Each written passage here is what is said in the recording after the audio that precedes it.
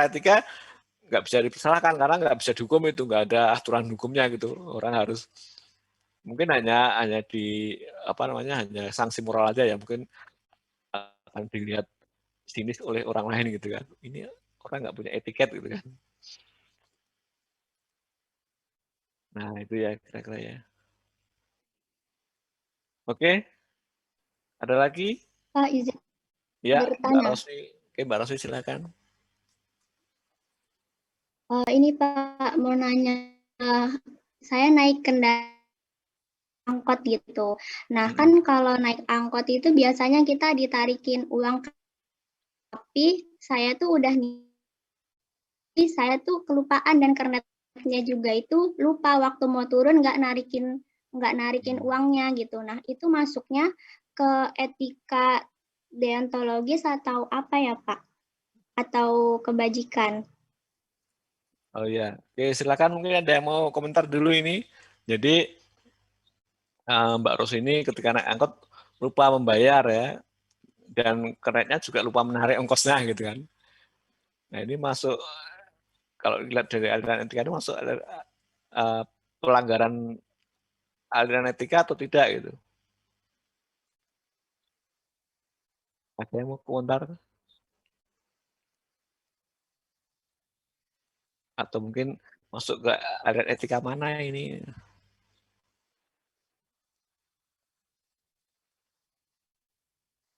Ada yang mau komentar dulu? Oh iya silakan, Mbak Anissa silakan. Oke, Mbak Mungkin Anissa. kalau menurut saya sih Pak, karena itu kan bayar ongkos gitu kan merupakan suatu kewajiban atau keharusan sih ya Pak. Jadi menurut saya itu karena di slide ini aliran etika dan orientasinya itu di deontologis dia dijelaskan kalau dia itu orientasinya sebagai kewajiban atau keharusan. Jadi menurut saya mungkin walaupun lupa gitu ya Pak, dia masuk ke pelanggaran di bagian etika deontologisnya sih Pak, karena sebagai penumpang kita merupakan kewajiban kita untuk membayar ongkos, dan sebagai kernetnya juga yang dia berkewajiban untuk narikin ongkos dari penumpangnya juga dia lupa gitu Pak. Jadi menurut saya dia masuk ke pelanggaran etika deontologis Pak. Begitu Pak, makasih Pak.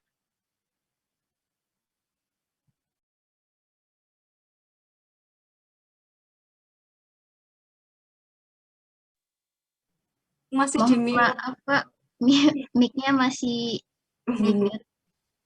Oke, maaf. Ya, terima kasih. Bu Rosi melakukan pelanggaran etika.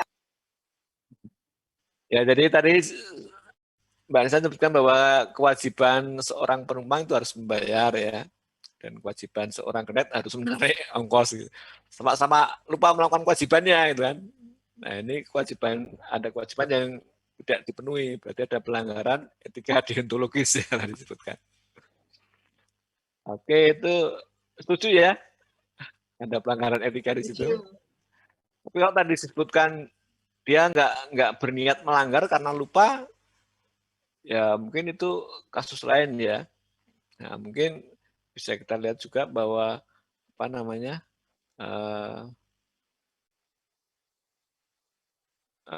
kelupaan itu bisa apa ya, bisa namanya lupa, manusia tempatnya lupa gitu ya. Mungkin akan bisa menjadi apa namanya, menjadi kalau ada di hukuman itu menjadi meringankan hukuman gitu ya.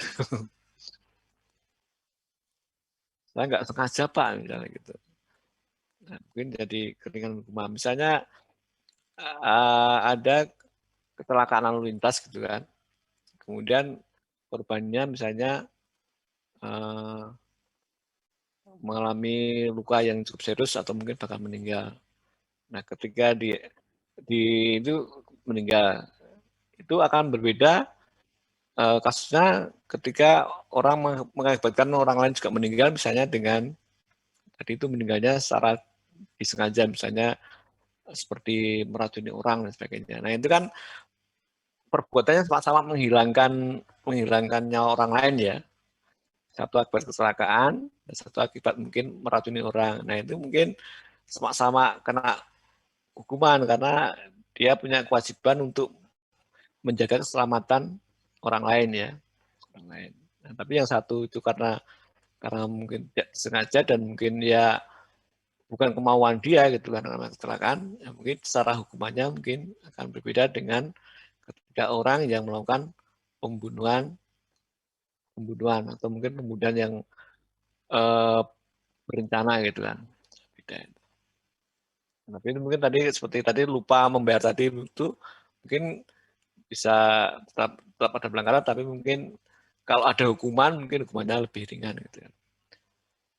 Seperti contohnya membayar pajak itu kan juga kewajiban kita ya, membayar pajak. Kalau kita pembayar pajak itu kan wajib melaporkan SPT tiap 31 Maret ya kalau salah ya. Nah, itu kalau dia lupa melaporkan SPT-nya tiap tahunnya kan ada denda juga kan. Nah, padahal dia mungkin lupa tidak melaporkan, tapi karena ada pelanggaran kewajiban yang dia lakukan, yaitu melaporkan SPT tiap 31 Maret, nah dia ada pelanggaran yang dilakukan, yaitu pelanggaran kewajiban melaporkan tadi, maka dia kena sanksi hukuman, kena denda berapa 100.000 kalau nggak salah ya 100.000. Nah itu nggak lihat dia lupa atau disengaja kan nggak lihat. Jadi misalnya disengaja nggak lapor 500, kalau lupa nggak apa-apa gitu kan nggak ada ya. Jadi semuanya kalau tidak melaporkan kewajibannya akan kena denda. Itu ya. Jadi tadi itu seperti Mbak Ros tadi itu dia kewajibannya bayar walaupun dia lupa atau enggak ya karena kewajibannya harus itu ya tetap kena denda ya. Atau mungkin kalau nanti Anda menjadi pegawai atau mungkin mahasiswa ya lupa tidak absen gitu ya. Waktu saya lupa nggak absen kita kemarin. Ya itu kan sudah kewajiban misalnya mahasiswa masuk harus absen misalnya gitu kan. Kalau lupa ya tetap kena sanksi, mungkin kena pemotongan nilai atau mungkin juga tidak bisa ikut ujian dan sebagainya. Walaupun dia mungkin lupa gitu. Tapi karena kewajibannya harus dilakukan dia tidak lakukan, ya, akibatnya dia dianggap sebagai pelanggaran gitu ya. Nah, secara etika deontologi menganggap sebagai pelanggaran. Oke ya, Mbak Rosi ya. Baik Pak, terima kasih. Ya, jadi ya besok lagi jangan lupa ya. Iya, Pak, saya Ya. pengen ini Pak, nambahin yang alasan kenapa sih Pancasila itu lebih dominan ke etika utama. Oh ya nanti Mbak, setelah ini kita sampai ke sana ya. Oke Pak. Ya, oke. Terima kasih Mbak Rosi. Nah, sekarang kalau kita sudah memahami tentang aliran-aliran etika dan pengertian etika seperti apa, kita mau lihat kenapa ada etika Pancasila. Nah, etika Pancasila ini lebih dekat pada pengertian etika keutamaan atau etika kebajikan. Meskipun corak kedua mainstream yang lain, deontologis dan ontologis termuat pula di dalamnya ya. Jadi di dalam Pancasila ini ada nilai-nilai keutamaan ya, nilai-nilai apa? Nilai ketuhanan, nilai kemanusiaan, nilai persatuan, nilai-nilai demokrasi atau musyawarah, dan nilai keadilan. Ini keterangannya etika Pancasila tercermin dalam 4 tabiat saleh, yaitu kebijaksanaan, kesederhanaan, keteguhan, dan keadilan.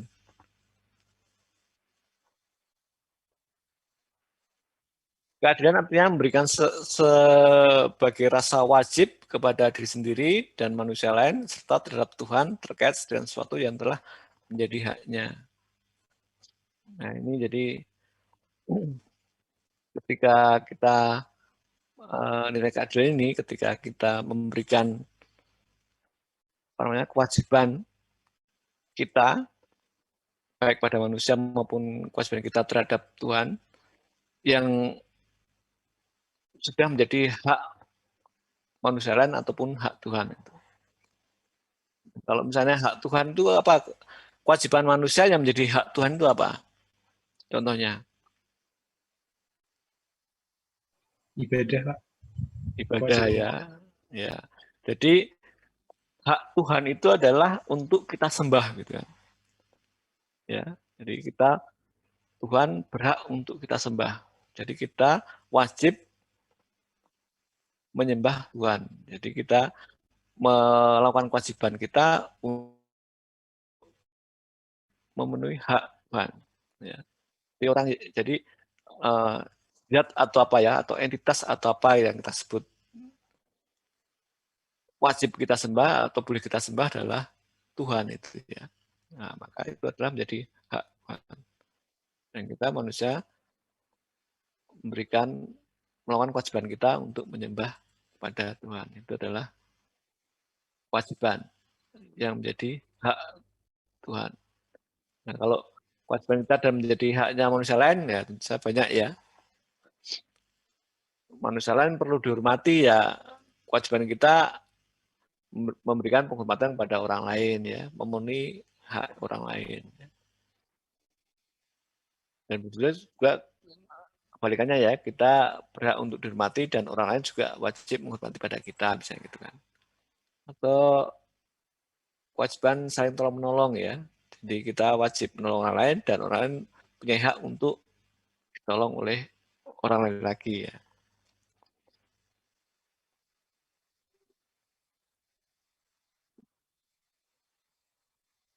Nah, sebenarnya urgensi Pancasila sebagai sebuah sistem etika ya, maaf ya, salah ininya, salah slide-nya. Urgensi Pancasila sebagai sebuah sistem etika ya. Pentingnya Pancasila sebagai sistem etika terkait dengan problem yang dihadapi bangsa Indonesia sebagai berikut. Nah ini tadi itu bahwa kita menganggap nilai-nilai dalam Pancasila itu sebagai sebuah sistem etika, di mana etika yang paling mirip alirannya dengan yang ada di Pancasila adalah etika keutamaan atau etika kebajikan. Nah itu karena beberapa hal sebagai di bawah ini, permasalahan bawah ini. Contohnya banyaknya kasus korupsi yang melanda di negara Indonesia, sehingga memakan sendi-sendi ini, bukan sendiri ya, sendi-sendi kehidupan berbangsa dan bernegara.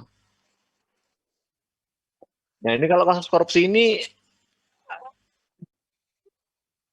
secara etika apa tadi di dalam dari aliran tadi itu?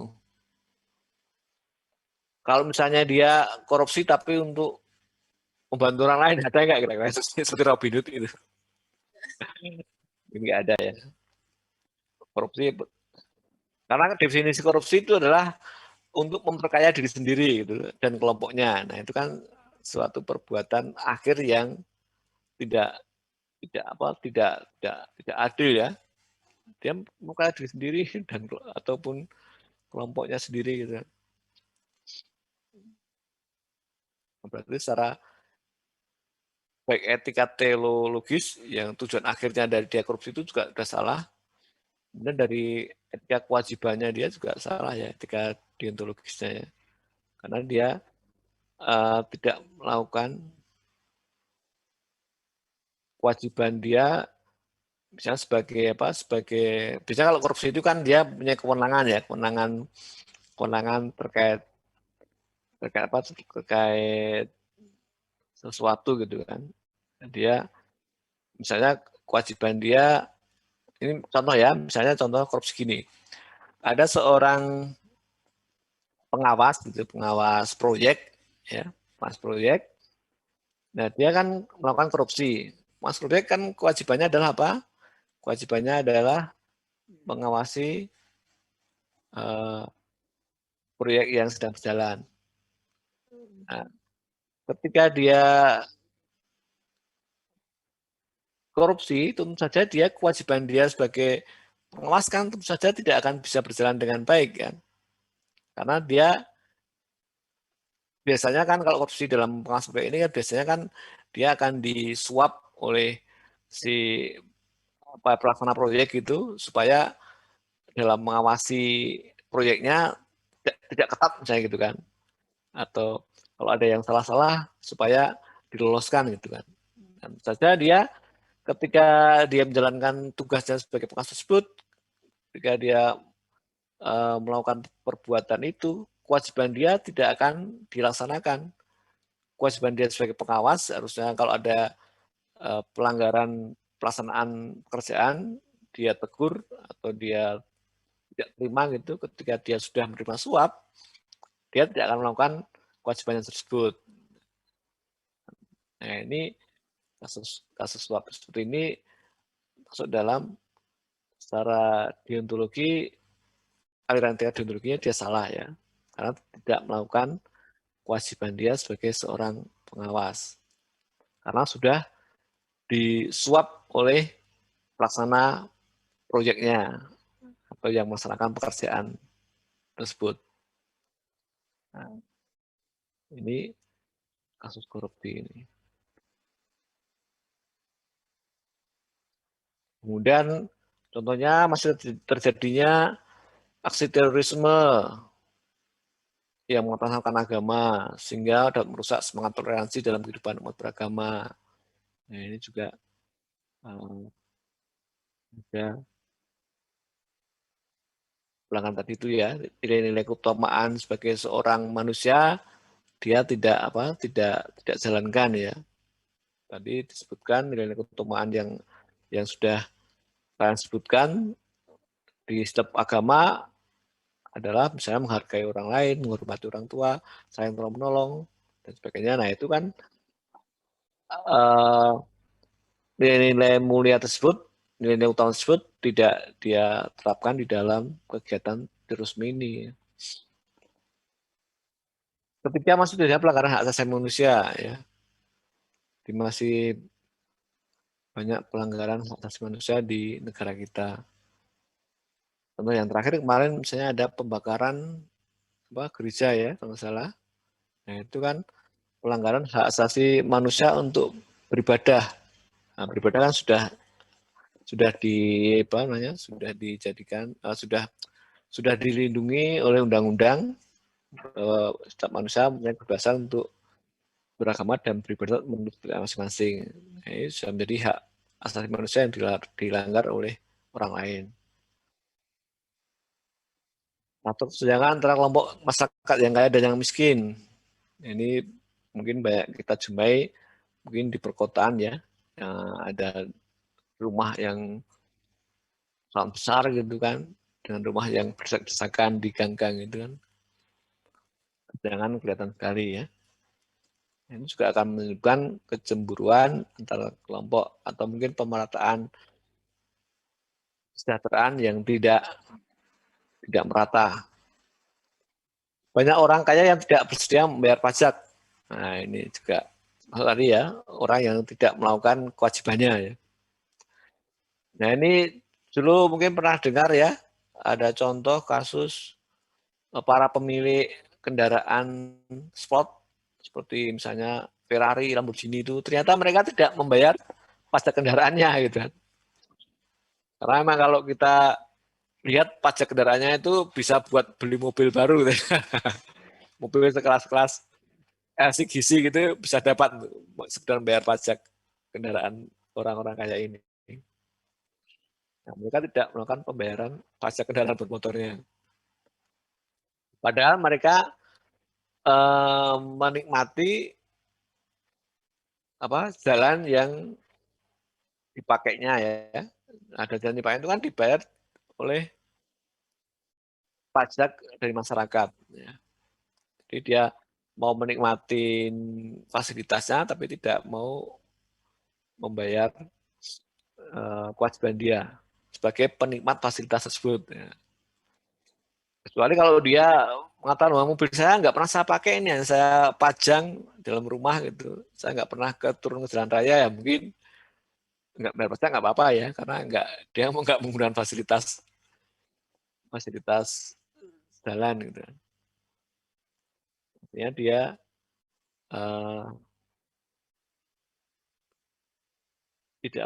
tidak perlu memberikan kewajiban dia membayar karena apa? Karena orang yang menyediakan jalan juga tidak berhak atas uang tersebut karena dia tidak memakai fasilitas yang disediakan tersebut ya. di antara hak dan kewajiban tadi. Jadi, contohnya misalnya saya nggak memakai jalan raya dan berarti si penyedia jalan raya tidak berhak untuk menarik iuran pada saya karena saya tidak memakainya. Jadi kalau misalnya Anda nggak mau bayar kendaraan motor, silakan saja. Tapi motor Anda jangan pernah dipakai ke jalan raya gitu ya, disimpan aja gitu. Jadi Anda beli terus Anda simpan dimuseumkan ya nggak apa-apa itu. Saya kira nggak perlu bayar pajak nggak apa-apa ya. Oh nggak, saya nggak pernah pakai, nggak pernah menggunakan jalan yang dibangun dan negara tidak berhak untuk menarik uang dari saya karena saya tidak memasukkan fasilitas yang disediakan oleh negara kayak gitu.